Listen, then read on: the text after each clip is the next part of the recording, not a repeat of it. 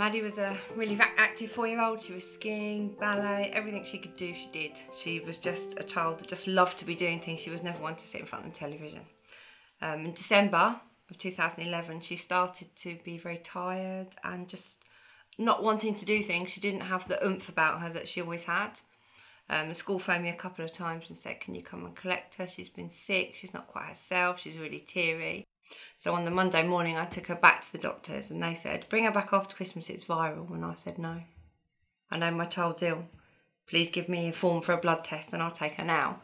So doctor gave me the form for the blood test, took Maddie down. 4 hours later, I had a phone call to say, you need to just get her to hospital now. And that was the beginning of our journey with cancer, I suppose, really. So I still remember that phone call like it was yesterday.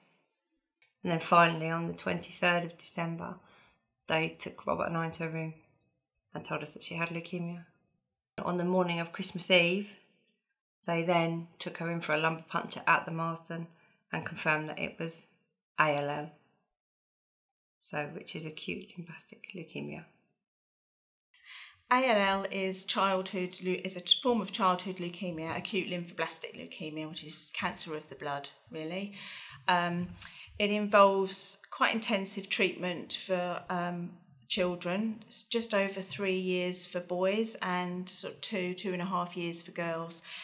Regular chemotherapy, intensive blocks to start with, and then it sort of goes down to maintenance. But basically, they're having treatment every day. It's difficult because you feel like you're constantly on a knife's edge, really. The balance of being in a family just no longer exists. So James really lost his mum and he lost his sister and he really struggled. That was hard. It was really difficult as well for Robert because he had to come back and carry on working as such, and being James's dad, he had to take my place. So we were torn into a family of two. The Children's Community Nursing team specialises in working with children and young people with life-limiting and life-threatening conditions such as cancer or cystic fibrosis.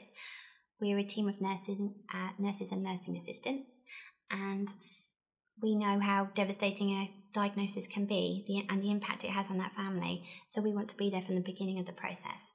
We aim to reduce hospital admissions. We will try and arrange chemotherapy at home if possible, and we monitor that child's condition. We know it's tough, and we're at the end of the phone if you need us. And Maddie was put in risk group C, which is for the higher risk, which meant she needed more intense chemotherapy over the first sort of 18 months. Going up to that level, that's when we got Susie, because Susie was the only qualified nurse at the time to give these extra high doses of chemotherapy at home without us having to travel everywhere, constantly. It's just constantly in the car. When you've got a child in there that's constantly being sick and wants to eat because she's on steroids, but you can't give her food, and it was hell for both of us. So that's when we got Susie. And they said, you're going on Regiment C, but now you have to have a specific community nurse who can administer all these drugs that you now need. And along came Susie, who for the first time actually since it all started completely took the pressure off me, because for once it wasn't just mummy, mummy, mummy, mummy, because Maddie just seemed to have this instant affinity with Susie. Actually, mummy, I want you there, but I don't need to cling to you every 2 seconds, because actually I quite trust Susie. And that's how it all started, really. Having Susie be able to come to the house made a huge difference, because it meant that James saw a lot of her treatments. So the fear factor for him, instead of just Maddie and I disappearing, her now coming back with another thing sticking out of her and a bit more hair gone, and him watching her being constantly sick.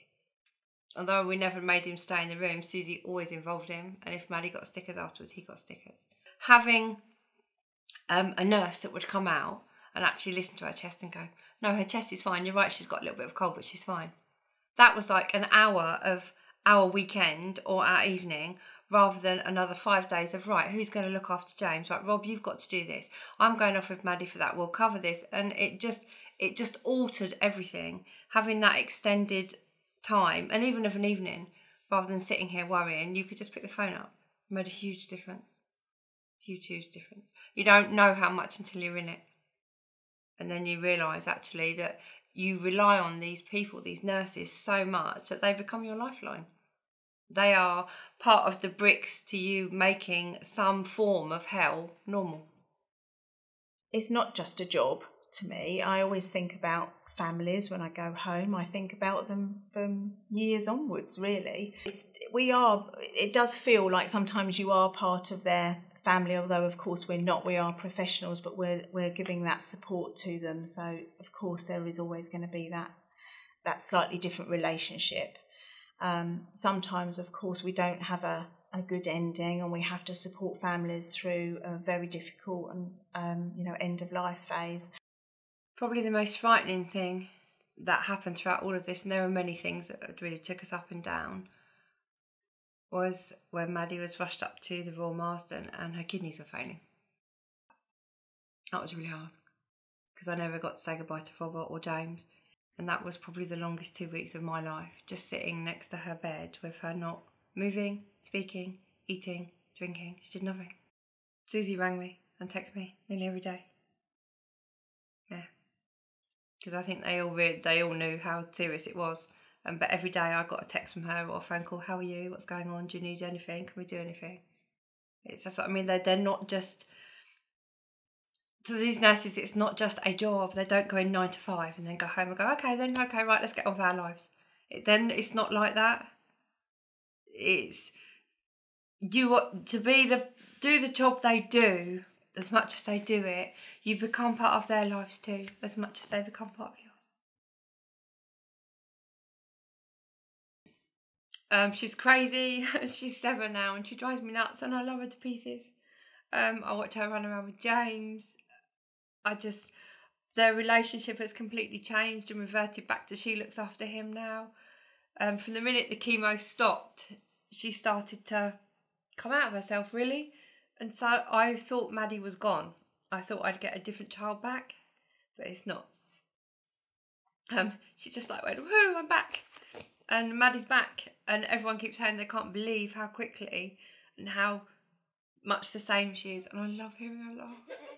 She just has this most amazing laugh, and I could be in another room and it makes my stomach just jump just to hear her really laugh. It's something really silly James has done. He's probably put a pair of pants on his head or something ridiculous, but it's just amazing.